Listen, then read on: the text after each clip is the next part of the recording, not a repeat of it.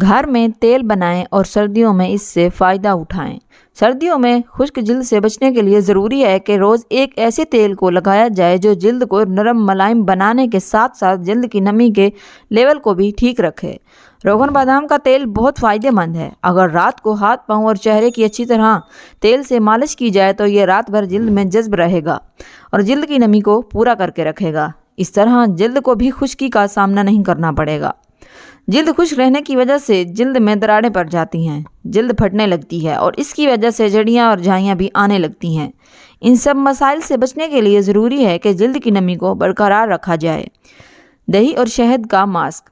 دہی میں قدرتی طور پر بھرپور چکنائی ہوتی ہے۔ اگر ہم ایک ایسے چائے کا چمچ شہد اور دودھ 2 کھانے کے چمچ دہی لے کر اچھی طرح مکس کر کے اس کا ایک پیسٹ بنا لیں اور اس کے پیسٹ کو چہرے اور ہاتھوں اور پاؤں اور گردن پر لگایا جائے تو یہ جلد کی نمی کو پورا کر کے اسے چمکدار بنا دے گا اور رنگت بھی نکھار بھی لائے گا۔ جلد کو اسٹیم دینا۔ سردیوں میں جلد کی نمی کو برقرار رکھنے کے لیے بھی ضروری ہے کہ جلد کو اسٹیم دی جائے۔ جلد کو نمی پہنچانے کا ایک اور طریقہ یہ ہے کہ نہانے سے پہلے نہانے والے پانی میں روغن بادام کا تیل شامل کر کے نہایا جائے۔ اس تیل کے پانی سے نہا لینے سے نہ صرف پورے جسم کی نمی اپنی سطح پر رہتی ہے بلکہ یہ ٹوٹکا جلد کو داغ، دھبوں اور بیکٹیریا سے بھی بچاتا ہے۔ سردیوں میں پیٹرولیم جیلی کا استعمال۔ پیٹرولیم جیلی جلد کے لیے بہترین ہے۔ اس کا استعمال جلد کو نرم ملائم بنانے کے لیے بہترین ہے۔ ایک طرح سے یہ قدرت کا ایک تحفہ ہے جس سے ہمیں جتنا ہو سکے فائدہ اٹھانا چاہیے۔ ہر روز منہ ہاتھ دھو کر پیٹرولیم جیلی کا استعمال لازمی کریں۔ اس سے کہوں کہ یہ ایک ڈیپ موئسچرائزر ہے جو جلد کو لمبے عرصے تک ایک نمی مہیا کرتا ہے۔ خشکی سے بچنے کے لیے نیم کے پتوں کا استعمال کریں۔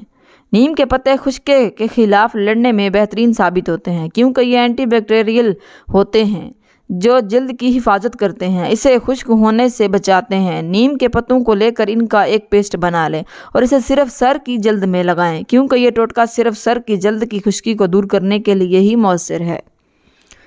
بال خشک نہ ہوں۔ ناریل کا تیل، زیتون اور بادام کا تیل ملا کر لگانے سے بھی سر کے بال خشک نہ ہوں گے۔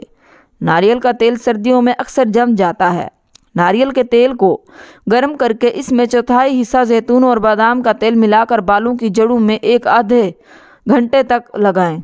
ایسے بالوں کو سرد موسم میں مطلوبہ غذا ملتی ہے اور بال روکھے نہیں ہوں گے۔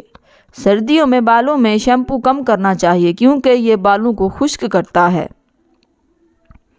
پانی کا استعمال زیادہ کریں۔ گرمیوں میں ہم پانی کا استعمال زیادہ کرتے ہیں لیکن ہم سردیوں میں پانی کا استعمال کم کر دیتے ہیں اور پھر ہمیں یہ شکایت رہتی ہے کہ ہمارے ہونٹ خشک ہو رہے ہیں۔ اس لیے ان مسائل سے بچنے کے لیے ضروری ہے کہ سردیوں میں بھی پانی کا جتنا استعمال ہو سکے کیا جائے۔ سردی ہو یا گرمی ہمیں زیادہ سے زیادہ پانی کا استعمال کرنا چاہیے۔ پانی ہمارے جسم کو ہائیڈریٹ کرتا ہے اور ہمارے جسم کی نشو و نما کرتا ہے۔ ناریل کا استعمال۔ جلد کو خشکی کو کم کرنے کے لیے ناریل کے تیل کا استعمال ایک بہترین ٹوٹکوں میں سے ایک ٹوٹکا ہے۔ یہ آپ کی جلد کی ساخت کو بہتر بناتا ہے۔ ناریل کا تیل چہرے پر لگائیں تو اس سے چہرے پر ایک قدرتی چمک آتی ہے اور جلد میں بھی ایک رونق سی آ جاتی ہے۔ پھٹے ہوئے ہونٹوں کے لیے۔ پھٹے ہوئے ہونٹوں کے لیے آدھا چائے کا چمچ چینی اور شہد کا پیسٹ بنا لیں اور اس پیسٹ کو ہونٹوں پر 15 منٹ تک لگائیں۔ پھٹے ہوئے ہونٹوں کے لیے یہ ایک بہترین ٹوٹکا ہے جسے آپ لازمی آزمائیں کیونکہ یہ جلد کو نہ صرف نرم و ملائم بنائے گا بلکہ ہونٹوں کو گلابی بھی بنا دے گا۔ سردیوں میں پیروں کی حفاظت۔